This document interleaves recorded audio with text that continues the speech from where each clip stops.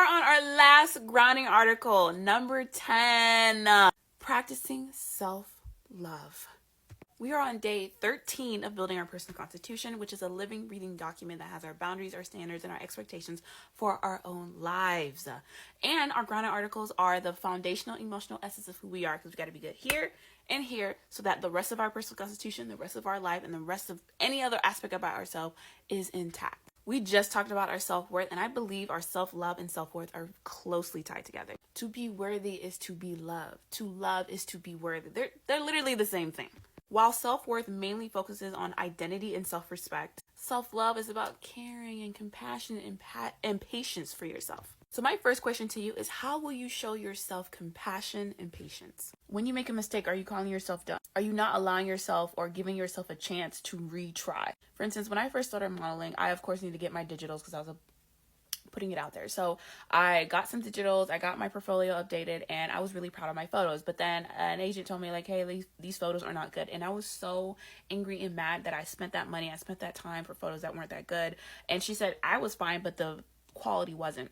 I could have easily just given up right then and there and say, you know what, fuck it, this isn't for me. But instead I said, you know what, that's okay. I love myself and I allow myself compassion and patience because this is my first time trying it. There was no way I would know. And of course there's a learning curve. So what did I do?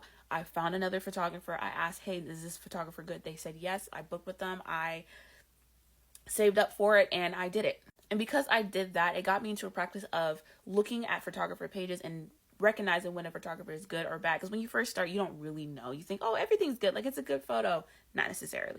Now I'm signed with 2 other agencies, not even the one that I referred to in the beginning. I booked a commercial and I booked other 2 jobs last year. Had I given up as soon as I made that mistake and as soon as someone told me I did something wrong, I wouldn't be here right now as far as like my modeling career.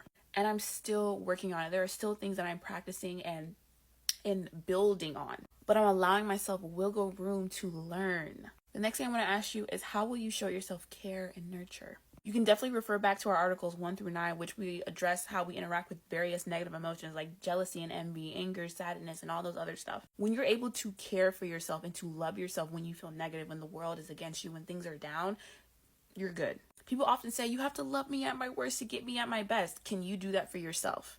You need to have a healthy relationship with your emotions. This is why I said the grounding articles. I don't know why that was a list. Oh my God. That's why I said it's super, super important for us to establish our grounding articles. So that way we are good here, because there's no way I would have been able to accomplish anything had I not been able to, regulate my emotions, regulate my nervous system, and have a positive